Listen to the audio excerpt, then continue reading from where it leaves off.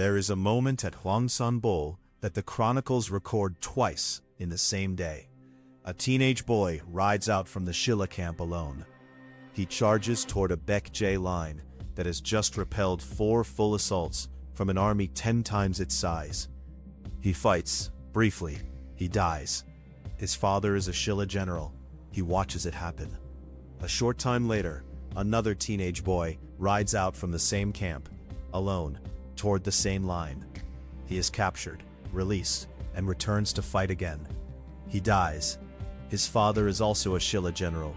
He also watches it happen. The boys did not know each other in the simple way friends know each other, but they shared more than friendship. They shared a name for what they were. They shared an oath. They shared a tradition that had been building for 100 years before Hwangsanbeol, and that had taught their fathers and their fathers' commanders how to send their own sons into the gap between 2 armies and call it the right thing to do. The boys were Hwarang. The first was Kim Bong-gul, the son of General Kim Hom-sun, who was the younger brother of Kim Yushin. The second was Kim Gwan-chang, the son of General Kim Pu-mil. By the end of that day, in the 7th month of 660, both boys were dead, and the Gyebaek line they had been thrown against was broken, and Silla had taken a step it would not undo. The story is usually told from the side of the man who killed them. General Gyebaek, holding 5,000 soldiers against 50,000, refused to kill the first boy and was forced to kill the second. That story is true. It is also incomplete. The other side of Hwangsanbeol is not the story of the man who reluctantly executed a child. It is the story of the system that produced the child in the first place. The system that taught 2 fathers, on the same day, to send their own sons one after the other toward a line that had already proven it could kill them. The system that made the fathers feel they were doing something honorable, and not something that should have made them ill. That system had a name. It was the Hwarang, the Flower Boys, the aristocratic youth corps of Silla. It had been founded sometime in the middle of the 6th century, though the chronicles do not agree on the exact year. It had grown out of an earlier institution that had failed in a particularly dark way. It had absorbed Buddhist ethics, Confucian loyalty, and an older Korean tradition of mountain pilgrimage into a single training. It had produced poets, scholars, and generals. It had also produced the corpses that arrived at the Silla camp on horseback that afternoon at Hwangsanbeol. This is the story of what the Hwarang was, and why 2 fathers sent 2 sons to die. The Hwarang did not begin with boys. It began with 2 women in the early years of King Jinhung, who was the 24th ruler of Silla. The records call them Nammo and Junjung. They were beautiful, well-born, and apparently capable of attracting and organizing the young aristocrats of the kingdom around them. The institution they led was called Won-gwang, which means something close to original flowers. The Won-gwang were not a private clique. According to the Samguk Sagi, the followers gathered around the 2 leaders numbered in the hundreds, and the system was a deliberate state project. The court wanted a way to identify, train, and bind together the rising generation of aristocratic Silla. Beauty was a criterion, but so were lineage and influence. The Won-gwang was a way of turning a sociable circle of well-connected young people into an instrument the state could later use. It did not last. The chronicles report that Nammo and Junjung grew jealous of each other. The competition was personal, and the result was violent. Junjung arranged for Nammo to be killed. When the truth came out, the Won-gwang system was dissolved. Its first generation of cultivated aristocratic youth had ended in murder. The king had 2 choices. He could abandon the idea of a state-sponsored youth institution, or he could redesign it. He chose to redesign it, but he changed the gender at the top. The new institution was called the Hwarang, the Flower Boys. The leaders were now young noblemen, selected for beauty, lineage, and the ability to gather followers around them. The structure that had failed under 2 women was now placed in the hands of carefully chosen young men, with the understanding that whatever had gone wrong before would not this time be allowed to. The exact year is not certain, The Samguk Sagi places the founding in 576. Other early chronicles suggest a date as early as 540. By 562, an individual named Sadaham is already described in the records as a Hwarang, which means the institution had to have existed by then. The most that can be said with confidence is that the Hwarang took shape sometime in the middle of the 6th century under Jin Hung's reign, and that it grew out of the wreckage of an earlier experiment. 6th century Silla was not the dominant power in the peninsula. It was the smallest of the 3 major Korean kingdoms, pressed by Goguguru from the north and Baekje from the west. Its bone rank system divided the aristocracy into rigid layers and made internal cooperation difficult. The Hwarang was, among other things, a way to make young aristocrats know one another before they had to command armies together. It built a generation that had eaten, traveled, and trained side by side. The orders would move between people who already trusted each other. That was the practical intention. The cultural form it took was something different and far older. Before the Hwarang were soldiers, they were pilgrims. Before they were a corps, they were a circle of young men who walked into the mountains together and sang. Long before Silla had a writing system imported from China, it had a tradition of going into the mountains. The Korean peninsula is mostly mountain. The valleys are corridors, and the peaks are presences. Older Korean religion treated the high places as alive, as inhabited by spirits, as worth visiting in particular seasons. The early Hwarang absorbed this. The institution did not begin as a military academy. It began as a wandering brotherhood with a specific calendar.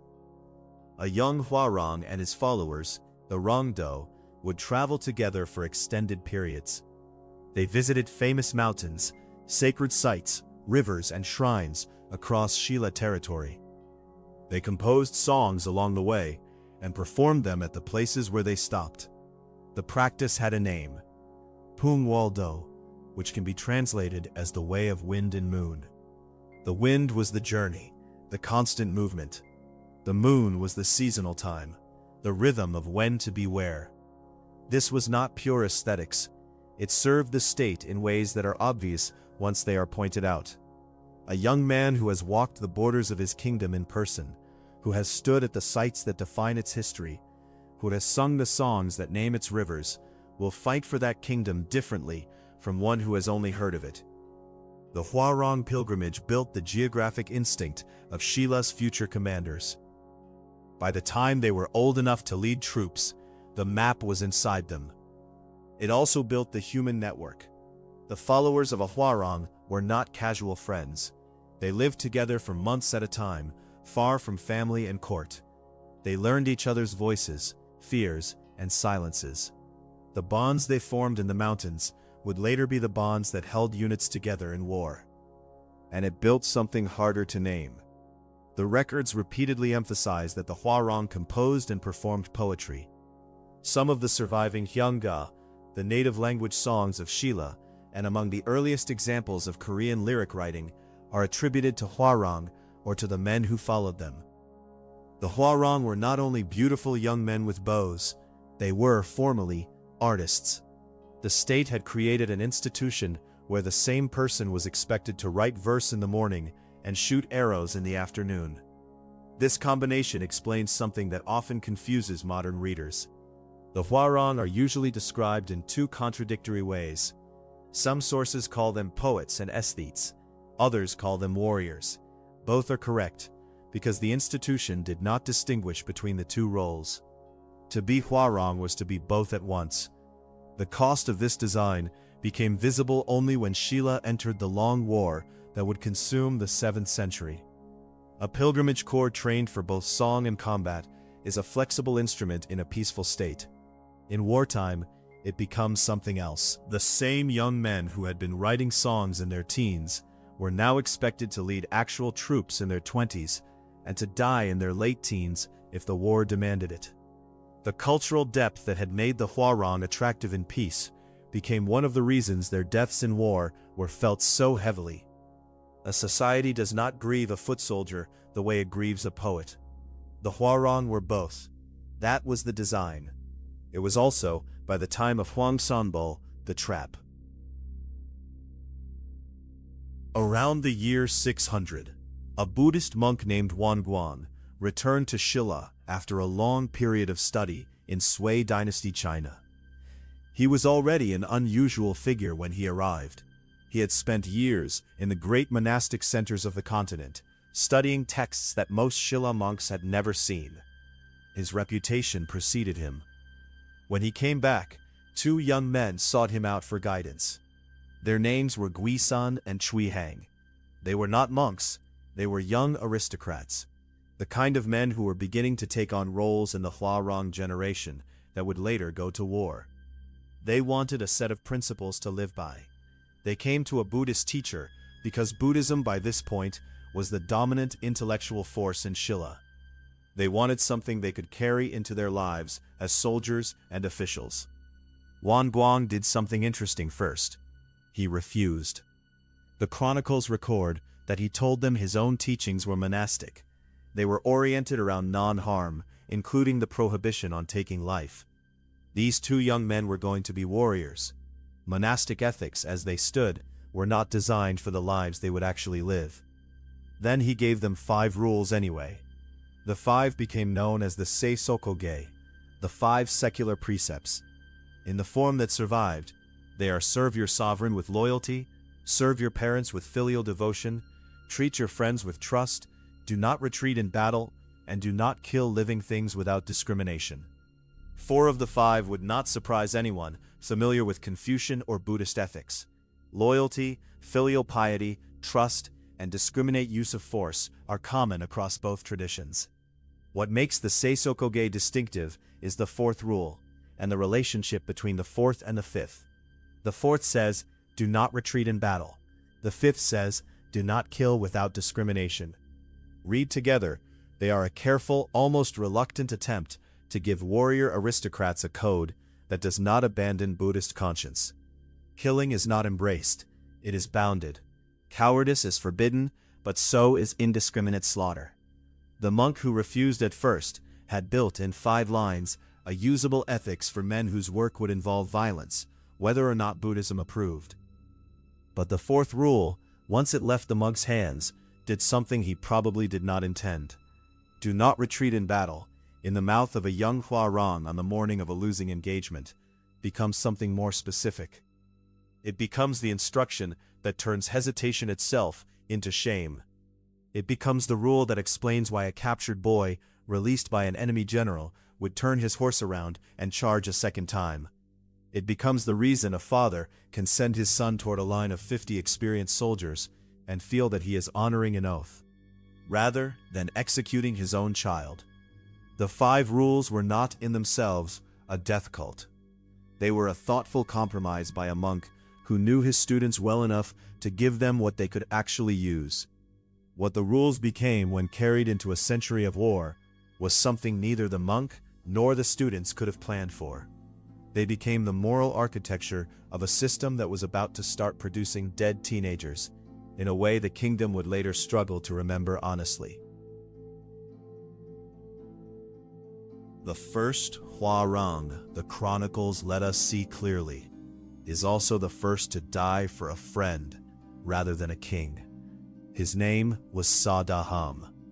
In 562, when King Jinhung sent the general Isabu to subdue the kingdom of Daegaya, Sadaham asked to lead the vanguard. He was 15 years old. The court hesitated. The campaign was real, the danger was serious, and Sadaham was young, even by the standards of the Hwarang. But he insisted, and the king consented. The records preserve the moment in a tone that mixes admiration with discomfort. A boy was asking for the front line, and the state, having just built the institution that produced such boys, did not have an obvious basis for refusing. The campaign went well. Daegaya fell.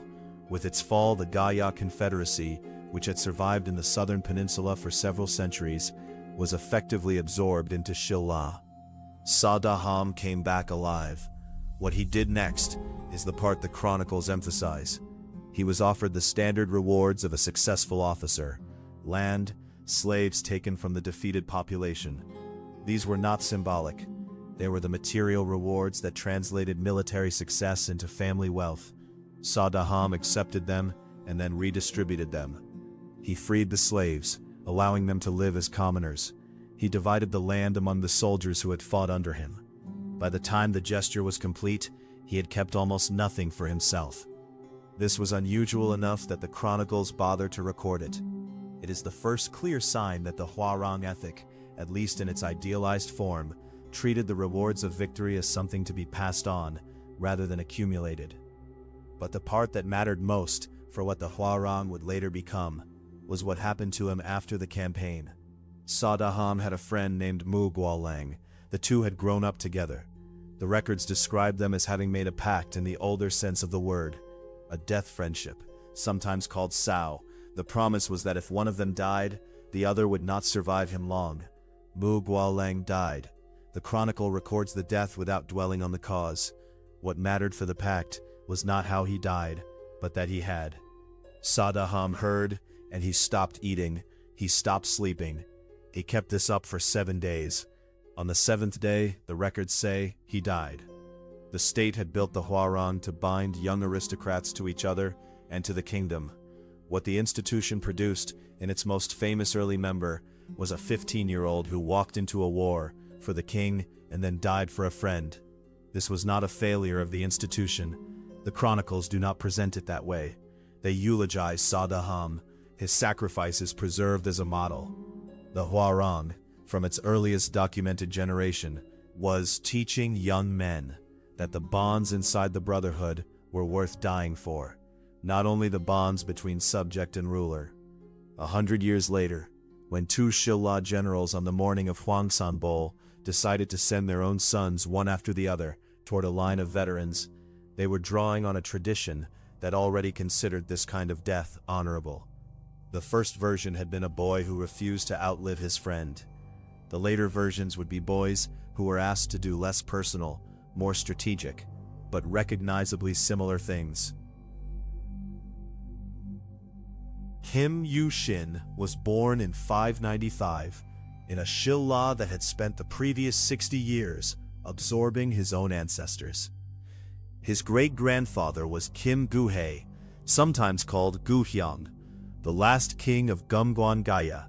Gyebaek had been one of the southern coastal kingdoms of the Gaya Confederacy, a trading and ironworking state with a long history of its own. In 532, facing pressure from a growing Silla, Gu-hae surrendered his kingdom rather than fight a war he could not win. He and his family were absorbed into the Silla aristocracy. This was not unusual in form. Conquered royal families across early Korea were often given a place in the conquering kingdom's nobility, partly as mercy and partly as control. What is striking in Kim Yu-shin's case is the trajectory. A man whose great-grandfather had surrendered a kingdom to Silla, 4 generations later, became the commander who led Silla's military unification of the peninsula. The descendant of an absorbed king became the architect of the absorption of the remaining ones. The grandson of the defeated led the conquest of the still undefeated. Gyebaek had been swallowed by 532. The other Gaya states would fall by 562. Baekje would fall in 660. Goguryeo would fall in 668. By the time Kim Yu-shin died in 673, the peninsula his family had once helped resist was unified under the kingdom that had absorbed his family. The Silla bone rank system gave the descendants of conquered Gaya royalty a status called true bone, the second highest aristocratic rank, below only the royal sacred bone class. This was high enough to allow real military command, real political marriage, and real influence. It was not high enough for the throne itself. Kim Yu-shin would marry into the royal family, would help place his nephew on the throne, and would be honored after death with titles approaching royalty. But he was always operating from a position one rung below where pure Silla blood would have placed him. That position shaped him. It probably shaped his choices to push hard for unification, since success in war was one of the routes by which a true-bone family could acquire the kind of standing that birth had withheld. It also probably shaped his willingness to take exceptional risks with his own family. The chronicles attribute many of his actions to a kind of intense, almost calculated devotion to Silla, a loyalty more visible than most because it had to be. He came up through the Hwarang. So did his younger brother, Kim Hum-soon. The two of them learned the songs and the codes of the institution together, and grew into the senior commanders they would become at Hwangsanbeol. When the campaign of 660 began, Kim Yushin was in his mid-60s. He had spent his entire adult life in the unification project. His brother Kim Hum-soon was at his side. The two of them had sons who were the next generation of the same family, raised inside the same institution that had raised them. Those sons were Bongul and the cousins around him, and the network of Hwarang youth who would ride out at Hwangsanbeol. They were not strangers to the commanders. They were family. That is what stood behind the decisions on the morning of the battle. By mid-afternoon at Hwangsanbeol, the Silla army had a problem its commanders could not solve with tactics alone. Gyebaek's 5,000 Baekje soldiers had repelled 4 full assaults. Each assault had been ordered with the expectation that 10-to-1 numerical superiority would break the line. Each one had failed. The Silla troops were not destroyed. They were not even seriously bloodied compared to what they had inflicted. They were something more dangerous in the middle of a campaign. They were uncertain. Kim Yushin understood the moment. So did his brother, Kim Hum-soon. The decision they reached was not military. It was symbolic.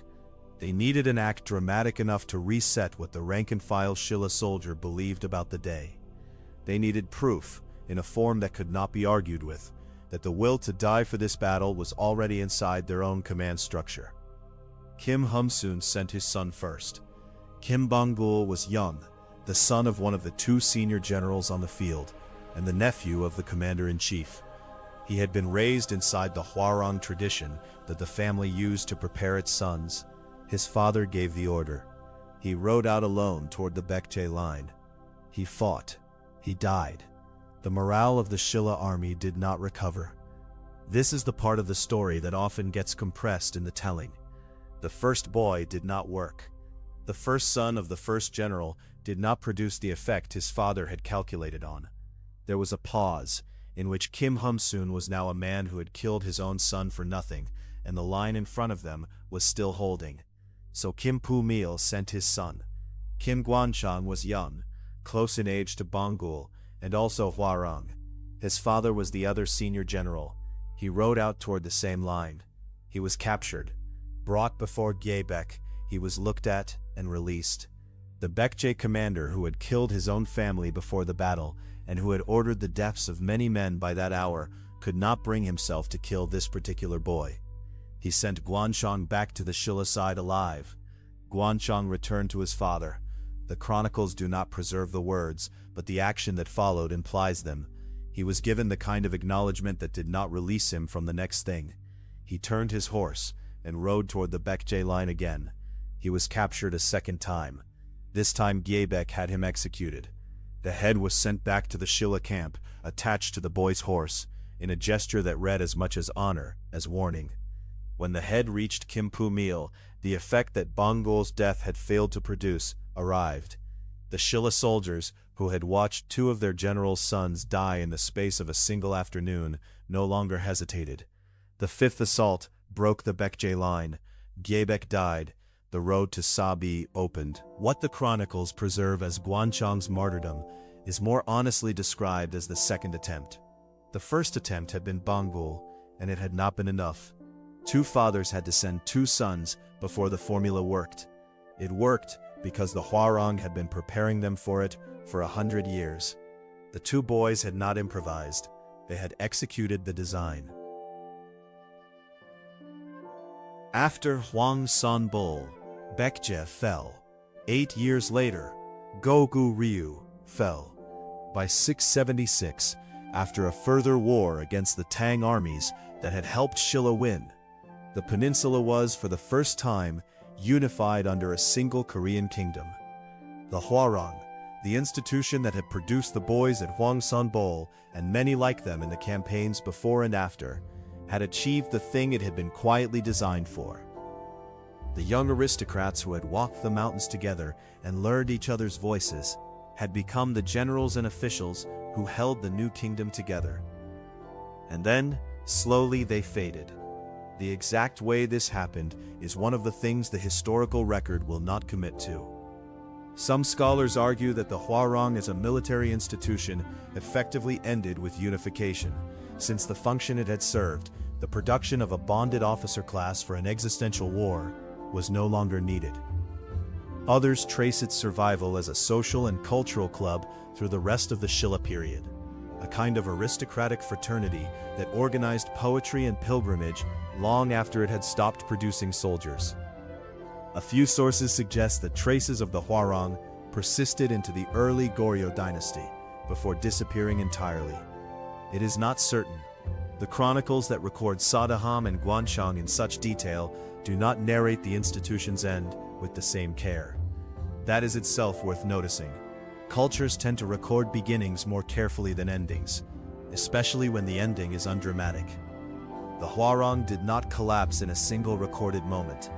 It dissolved, the way a river slows into a delta, into other things: aristocratic poetry circles, Buddhist youth societies, memories. What was left behind was the literature. The Hyanga, the native language songs that the Hwarang and their followers composed, became one of the few windows modern readers have into how 7th century Koreans actually spoke and felt. The stories of Sadaham and the brothers at Hwangsanbeol entered the chronicles and stayed there, available to be retold in every later generation that needed examples of what loyalty looked like. The Hwarang have been retold many times, as proto-nationalist heroes during the late Joseon and colonial periods, as models of warrior virtue in 20th century martial arts traditions, as romantic figures in 21st century television. Each retelling chooses one aspect of the institution and lets the others fade. The poets disappear when the warriors are needed. The warriors disappear when the poets are needed. The dead teenagers usually disappear altogether. The honest version of the Hwarang sits between these. It was a state institution that produced beautiful art and dead children, that helped build a unified peninsula and sent its own sons one by one to die in its name, that gave Korea some of its earliest surviving poetry and some of its earliest recorded examples of fathers ordering their own boys into engagements they could not survive. It was both. The chronicle keeps both when read carefully. Sadaham's 7 days, Bangul's single ride, Gwanchang's 2 captures, the songs in the mountains, and the head sent back on the horse. They belong to the same institution. The Hwarang is the answer to all of them at once.